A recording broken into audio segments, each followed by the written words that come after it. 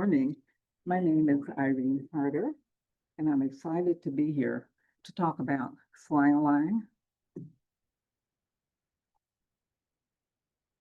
talk about Slang-A-Lang, a board game that connects the yesterday to today and tomorrow.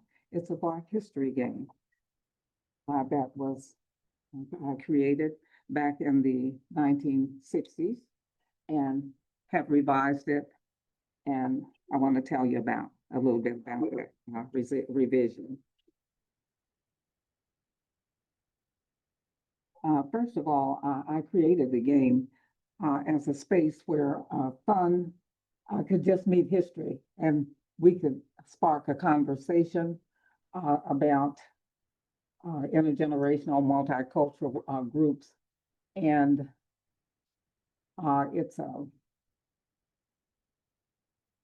it's just a different way to engage in history. I want to tell you how the game differs. It's a 3-round bingo type game, and it's played with words. And each word connects kind of our language, our culture, and our experiences. And one round of it, which is a teen favorite, allows people to just really get into it, to dress the part, to act out the era, the decade, and then to just draw people in from those experiences.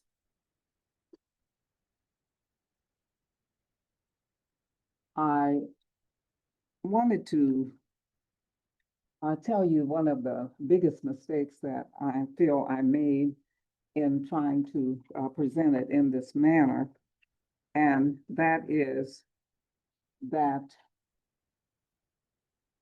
I went to market before I had, I guess, completely connected with mentors and all. And I want to show you exactly what I mean. This it's played like bingo, and instead of bingo, it says BLACK across the top. And instead of numbers, there are words and phrases that from our history, and from our history beginning around 19, excuse me, from our history beginning about 1940 through the present day. So instead of, as I said, instead of numbers, it has the words.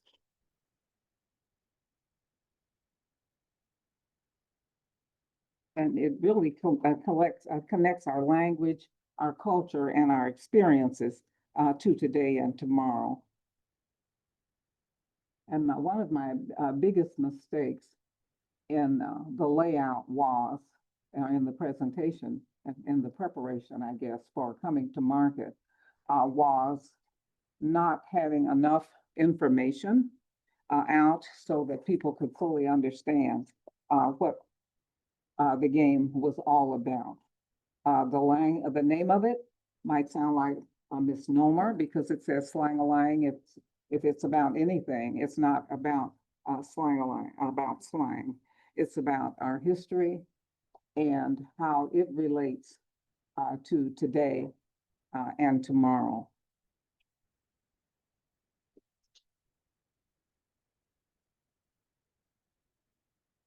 I tried to fix the problem in some of the problems in several ways.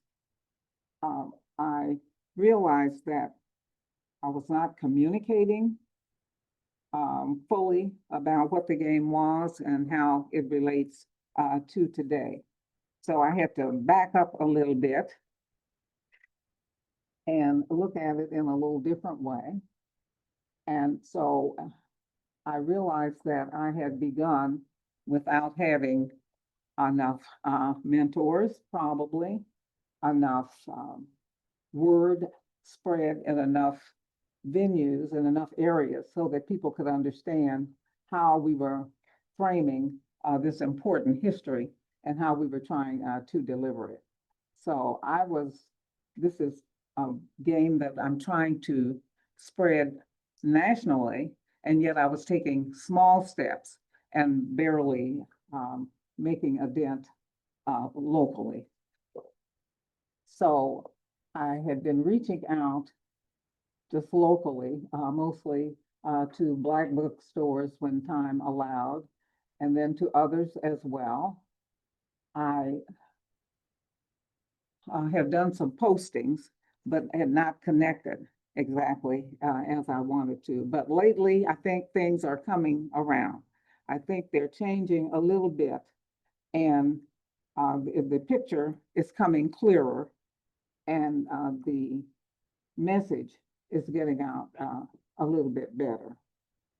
So what I'm thinking is that within this group, there must be many, many people who know how to get a message out to people. This is an important message.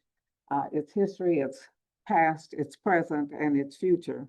And I really need some help with getting the message out. So my conversation is, how can I overcome the fallout, I guess, from not having the mentor in the first place to help me get it out. The game is good. I mean, it's a good game. It is well presented. It hits the mark, but I started without first connecting with those who knew how to get the word out. And I need to capitalize on this upcoming holiday season, which makes me especially glad that I am able to be here today so that I can answer your questions about the game and that I can maybe show how beneficial it might be to just let the game spread all across the land and let us come together around a goal of just having a better understanding, increasing the awareness about the history, and seeing where we can go from there. So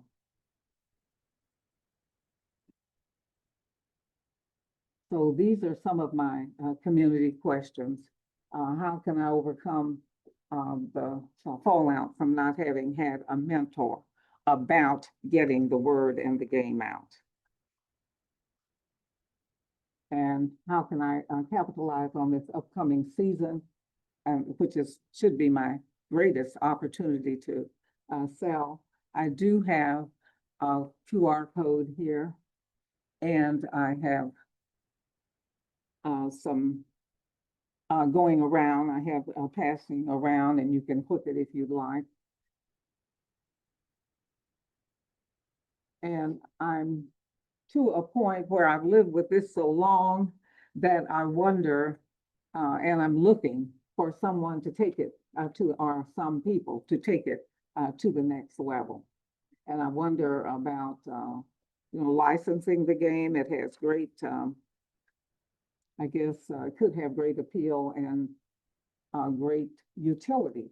So I'm just kind of open to seeing what you all might say about the game.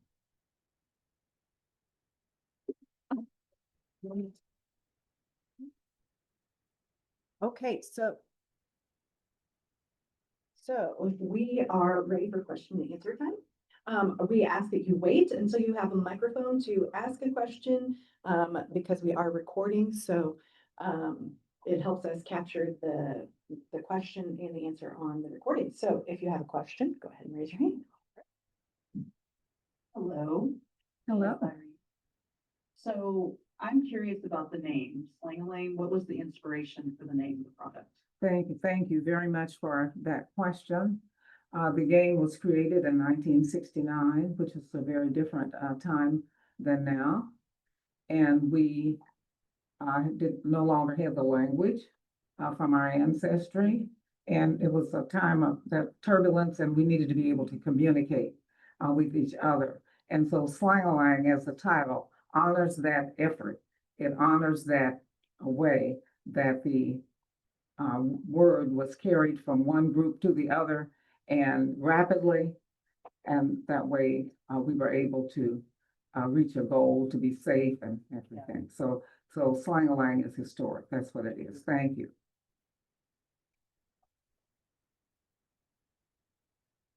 Thank you for the presentation. I really appreciate hearing about it. Thank you.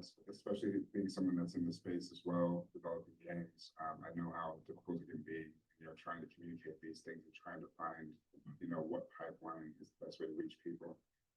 I think that your question about fallout from not securing a mentor before, the best way to overcome that is to continue looking for corners to start. And it's always that's what I found. I found that having a mentor at one point in time, the best way to correct that is to actually just correct it.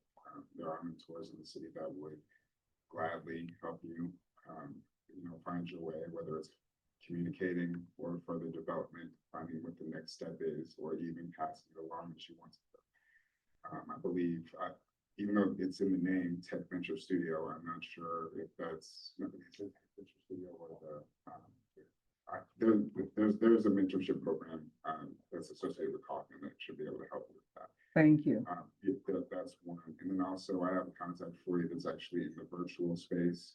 He's actually working on a new type of gaming element here in Kansas City that does have to do with trivia, does have to do with new ways of playing games as well, besides, with board games included. I would like to get you in contact with him. Thank you very much. Good morning. Good morning. When you were talking about marketing, have you considered marketing to the school system?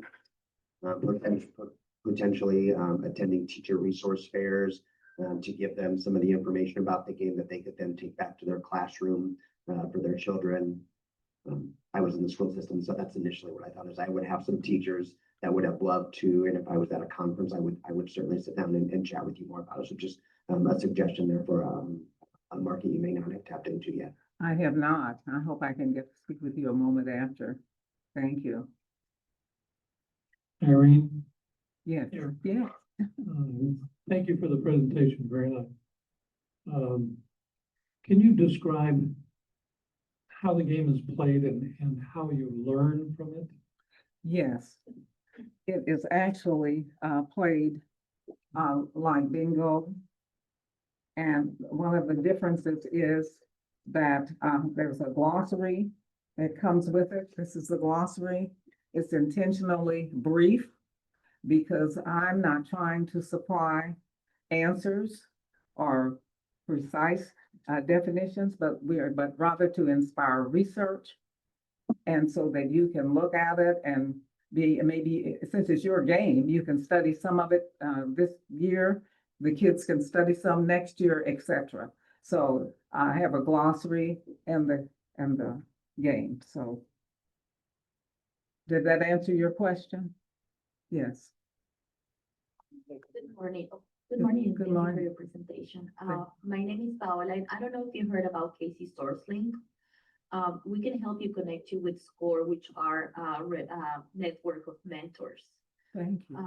And it's no cost. So that's one of the resources. Wonderful. But my other idea that I was thinking about is to contact Made in KC, because that's where we promote local services, local products, and also start searching for Christmas pop-up events, because that's where people want to go and shop around before Christmas. I'm sure that maybe it's happening already or it's going to happen at the end of this month, but we can also help you look for those events. Thank you. Thank you very much. I don't know where to go. Hi, can you hear me? Yes, I do. Thank you. Okay. Oh, here. I just have a question. How frequently do you or does your team update the slang? Like, is it just supposed to be the 50s, 60s, and 70s, or do you try to incorporate decades after I'm that? so glad you raised that question because the name is misleading. This is a history, a period from about 1930 through the end of 1980s. And we're focusing on that and letting this be the connection between those earlier years and the later years. So it's a history, it's a focal point, and from there you just branch out and see where it takes you. Thank you so much for that question. Thank you. I have a question Yes. for you. So do you make them yourself, or do you have somebody that makes them? And then do you have it like a patent or anything to protect any like the Uh-huh. naming? or anything like Yeah, that? no, I don't make them myself. They are produced by a company in, in New Jersey. And they are in their warehouse there, and they're ordered directly from them. I don't have any. I have had a copyright for a long time, and I don't try to send them out myself. We order them online, and I'm so glad you mentioned that, because until recently I had a local outlet, and that store just went out. And so now, if I make a presentation somewhere and people want to buy it on the spot, I can't sell it because I don't have a license and don't intend to. I need them in all the states because this is a national project. And so I guess what we need to do is have some information on how you can get it and that, but no. I would say that there's probably a lot more to your story, Irene, than what you've been able to share. Yes. And just seeing that you have a product right before you tells me that you've taken any idea further along than I've ever taken anything. So really, I think you would make, you have an equal opportunity to be a mentor to others. Well, thank you. But it is being sold online, and right now that's the only place you can get it, because as I said, I cannot, sell it myself. And so if anybody knows.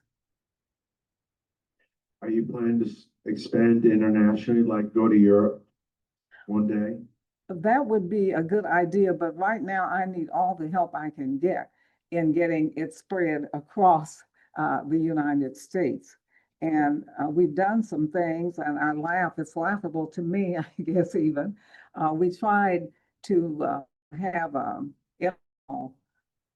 day. It was over, I guess it was over a small business weekend, and we tried to make it spread all over. Well, we did get it from coast to coast and dotted some places in between, but I'd be kidding myself if I didn't say that there were a lot of places that never heard of it. And one of my problems, self-inflicted, and I'm receiving help that I must express from I don't know if I can name them, but from a small business group who is voluntarily helping people like me.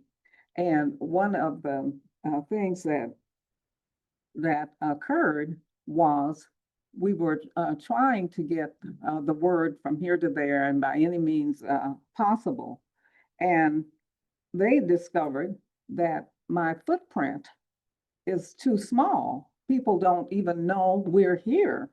And so they're helping now with the website. And I think it's up there, but if you will go there, then you can see that it's improving. But we didn't have I did not have the background to get the word out there. I was wondering if some of the people that have come from overseas or like Europe that have come in to live in the United States have taken interest in the Slang-A-Lang. Well, ironically, someone calls me probably every other month and tells me to look on eBay or to look on some other site, and your game is there for $130 or for $75. And of course here, it's way, way lower than that. But what happens is it's apparently in somebody's estate or in their house, and then people take it overseas and other places. And so it just pops up here and there. And also where it was first produced in in 86, they kept back some. And so they're now selling it at a good price. Okay. Yes. One of the other questions spurred this question, and I haven't been to the website, so I'm not exactly sure what's out there. But one thing I think in the presentation that you missed and could be really considered in your marketing efforts, because I'm a marketing strategy person, is your story. We didn't really hear why you created the game and what your passion is in it. I thought I was running out of time, but I can tell you in 20 seconds. I was part of, back in the sixties, it was very popular to be part of a social civic game, and it was the club era. And I was in graduate school, trying to raise, well, my husband and I raising kids, and the group decided it was my turn to come up with something at the halftime of their party. And this was in 1969, I guess, no, 68, excuse me, in the wake of Dr. King's death. Everybody needed an uplift. So when they tapped me on the shoulder and said, it's your turn, we just simply took a snapshot of where we were, a mental snapshot of where we were in time. And I produced the game to pull out the positives and the forward-looking kinds of things. And so from there, Slang-A-Lang was born because people started coming up to me. We played it at intermission at the party, and they kept coming up, could I get a copy? Could I get a copy? And then we did copies and we published it. And then in 1986, when we were also at a very different time societally, they asked, where is that game? We want that Slang-A-Lang again. So we went out there again. So when I came this time, the world had changed and everything had gone digital. And here I am before you, not knowing, well, kind of how to go. Thank you. Yes. Okay, I think that that is everything. So you told me where it was. Okay, so our final question is, what can we as a community do to help you? Well, I kind of brought a list. I think my most pressing need is, even at this late date, I need a mentor and a business coach. I need to overcome not being able to sell at in-person appearances. Every time I go somewhere and talk, people rush up. Well, I can't sell it to you because I would have to have a permit to sell in all the 50 states because we are getting response from all over. And so I can't do that. And I lost my one outlet in Kansas City, which was Willis Books, just recently. And so here I am. So if anybody could partner with anyone so that the game could be made available through your outlet and maybe increase your sales, I'd be happy to. And I don't know, I feel like probably I have an awesome story, but it's not getting out there. So I need more voices and more hands and more help in doing that. Okay, Okay, thank you so much. Thank you. Appreciate it. thank you. Okay, so next we have Wendy. Come on up, okay.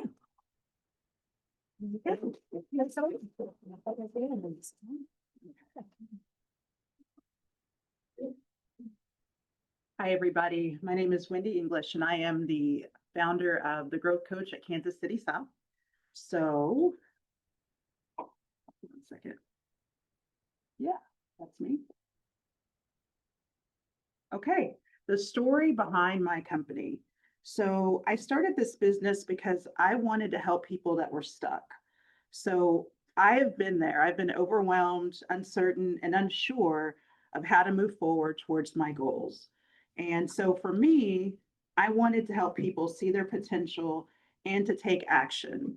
So my heart has always been to serve and to listen and to guide others towards growth, but not just professionally, but personally also.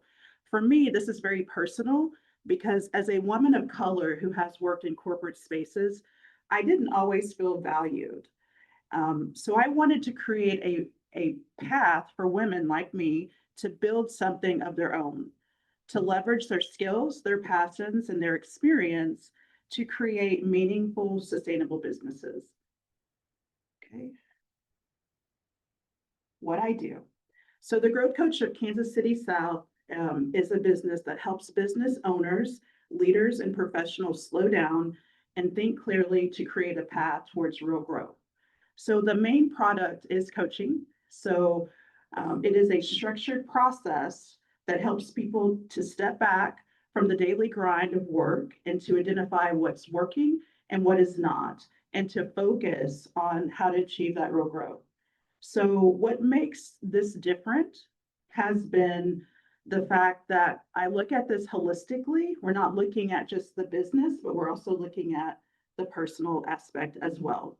So what I do is I help clients develop better habits, communication, and find a balance between work and life.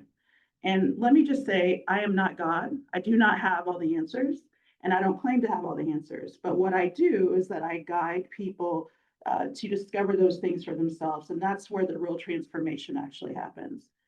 So I would say my biggest challenge has been right now building and deepening relationships within the community so that more people are aware of what I do and how I can serve them.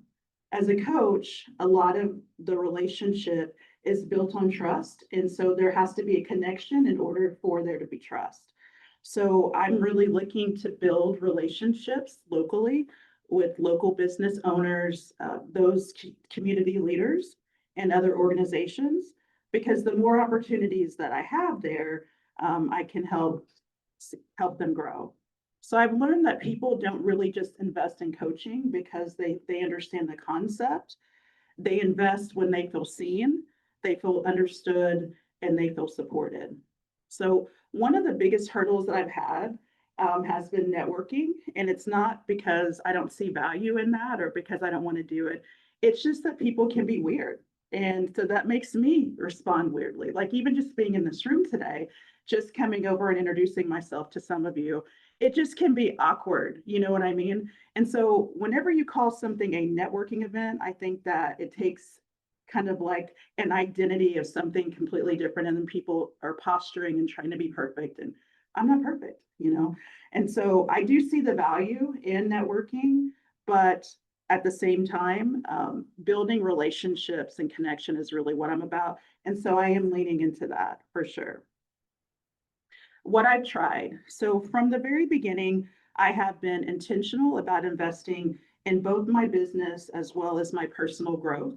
And so I have invested in professional marketing support. And what that looks like is I've outsourced to a third party who has helped me write content as far as scripts and editing videos for social platforms. And I'm not interested really in being an influencer, but I am interested in helping more people. So part of that is getting this content out to places like LinkedIn, Instagram, TikTok even. And so these tools help me show up consistently and connect with the audience that I'm called to serve. So I've also I've joined the Northeast KC Chamber, as well as I've went to a couple of different BIN groups, as well as doing local networking events as well. So meeting business owners face to face is very valuable. It's helped me understand where coaching can make the biggest difference. Beyond that, I've hired my own coach to help me strengthen my mindset, to build solid business foundations and continue to develop as a servant leader. I truly believe that if I'm asking other people to do that, then I need to model that behavior myself, right? And so what happened so far? So I am starting to see really encouraging results. I'm gaining followers online on the social networking sites. But again, I'm not really interested. The goal is not to be an influencer. It's just to get my message out. But I am starting to see people engage with the content. It is really landing. And recently I had a former colleague reach out to me because he saw one of my posts and we had a really great discovery call. And he actually really sees the need for coaching and he wants to change. But right now, because of the situation that he's in, he needs to focus on transitioning from his current job to something different because it's not working for him. And I totally support that. One of my videos actually even went like semi-viral on TikTok. While it didn't create immediate revenue, people are paying attention and that awareness is growing. So if I were to be honest, I've only been posting for about a month. So it's still early in the game, so don't judge me, but I am seeing progress and engagement, clarity, and confidence. And lastly, more than ever, I believe that coaching isn't going to be looked at as just a luxury for some people. It's actually, as a business owner, it's a strategic investment that brings in returns in focus, confidence, and long-term success. Thank you for letting me share.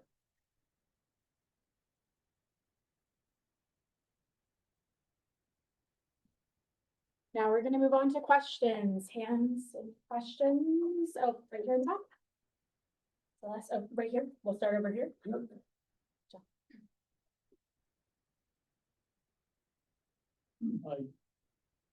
Go easy on me. Be careful. Thanks for your presentation. So I have a couple of questions. You added at the end that you've only been doing this for a month, so where do you want to get to? In other words, how do you engage with your clients? Is it by the job, by the task? Is it a recurring thing? And you don't have to necessarily share the amount, but how do you charge for your services? And do you have a goal for where you want to get to, say, by the end of the year, by the end of 12 months? Yeah, great questions. I'll try to address all of them and you can let me know if I do that. So what I was referring to as doing for a month was the social media aspect. I actually started the company back in April. But to your point, like there's stages to business life. For those of you who have your own businesses already, you understand like you have to build foundations and you grow and all of that. So it's been a process since April, but as far as the content creation and the social media aspect, that's been a month. As far as coaching, what I do is I set up an initial call, a discovery call, so I can then, I'm kind of like the doctor, so I can diagnose and see like, where are the gaps? What are you trying to achieve? Where do you want to be? Where do you want to go? And then based on your unique situation, then I would prescribe like, this is what I believe would be the best way that I could help you. Or maybe in some cases, I wouldn't be the best person to help you. And if I know someone in the community or someone better suited for the needs that you have, I'm not about lying to people. I think it's really important to have integrity as far as that relationship.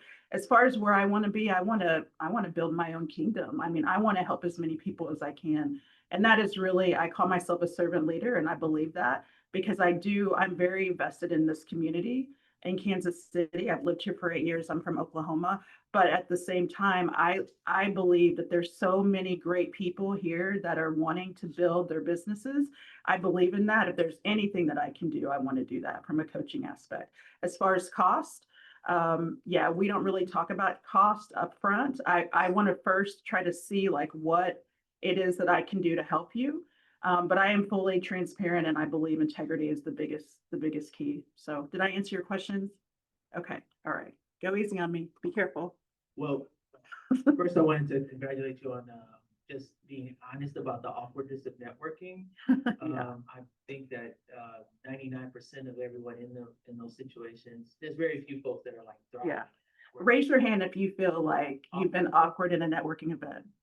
Everybody, there you go. Case in point. So I think that's a good thing to lean into and create a safe space for people to just acknowledge. Yeah.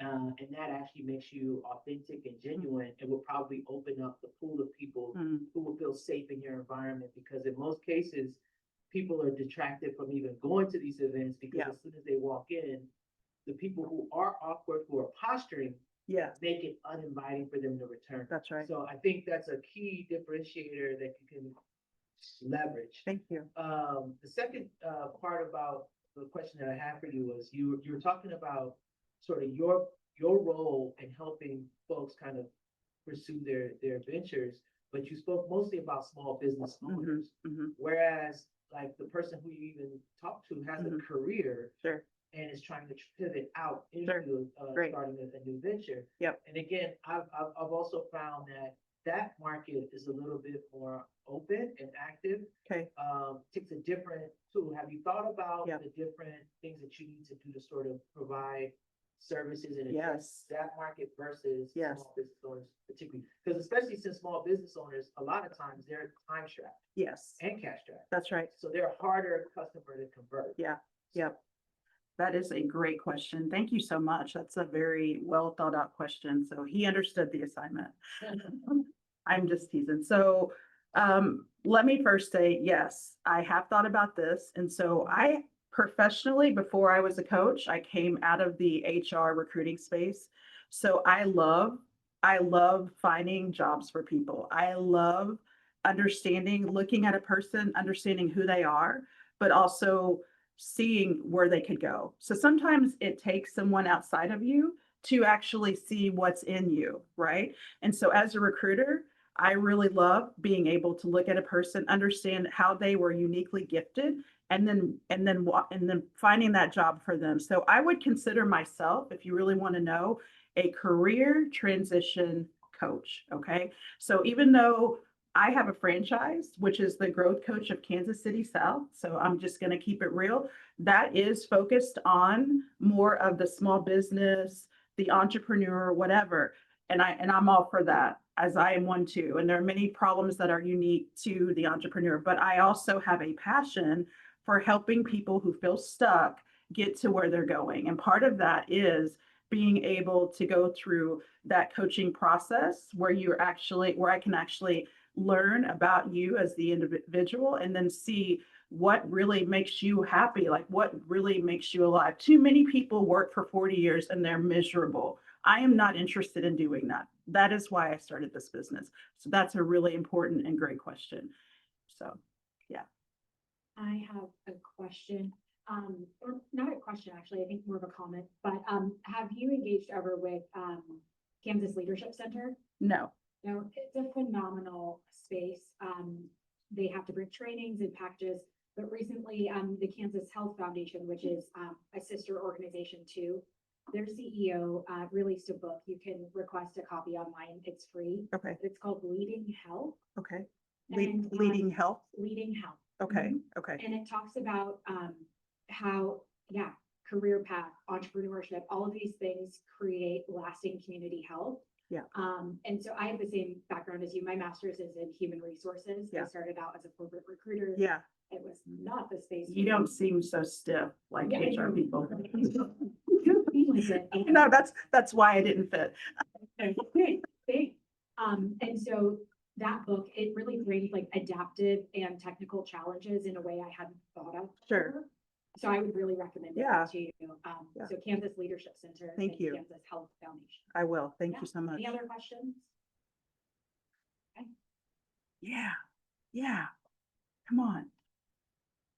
Good morning. Good morning. And I came in on the end of your presentation, but I was so intrigued, so Yeah. I came in at the right time. Yeah. Thank I you. have a question for you. Yeah. Normally, and we're trained to, when you start a business, Sure. that you're starting a business to solve a problem. Sure. You identify the problem and solve it. Yes. So you did say that your business, the Growth Coach South, Mhm. really is targeting small businesses. Right. What specific problem, Yes. what solution Sure. are you bringing that's kind of general to small Yeah, businesses? for sure. Great question. So a lot of business owners, if you're a solopreneur, a lot of times, again, building those foundations as far as business, you're working in the business and not really on the business. Those are two different things. So like strategic versus tactical, right? So we want to move from being just the problem solver, putting out fires, to maybe thinking a little bit more, being more strategic about where are we going? Like this gentleman asked me, where do you want to be in 12 months? Those are important questions. And so I think building space and time to be able to think more strategically versus just putting out fires or what needs to be done today. Does that answer your question? I think so, yeah. So you're saying you're working to help that solopreneur build that time. That's right. Yes, because I'll be honest, like I was very transparent, and that is who I am. Like I'm never gonna, again, I'm not God. I am not perfect.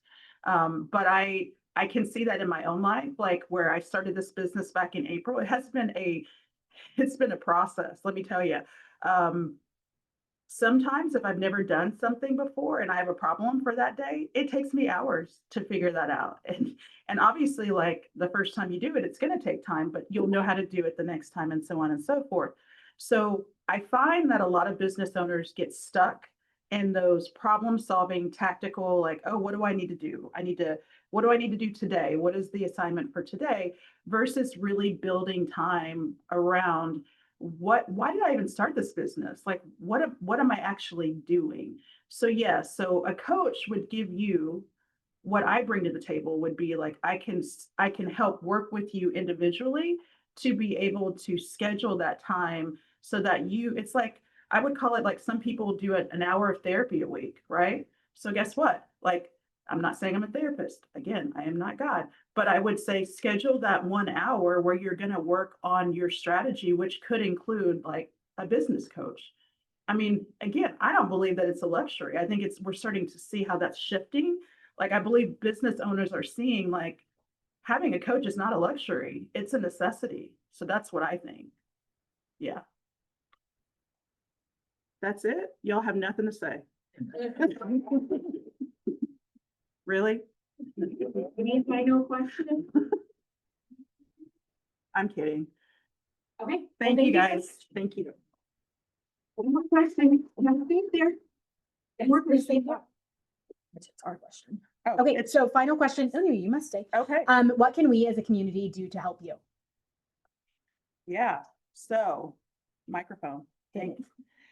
That's a really good question. So I thought about this. John and I were kind of prepping, and I really do well just to hear who's in the room and use that feedback to guide like what I believe, like how you can help me. I would say just being open to maybe as a business owner, it's not always about me, but as a business owner, I think it's important to look at your business and be honest with yourself.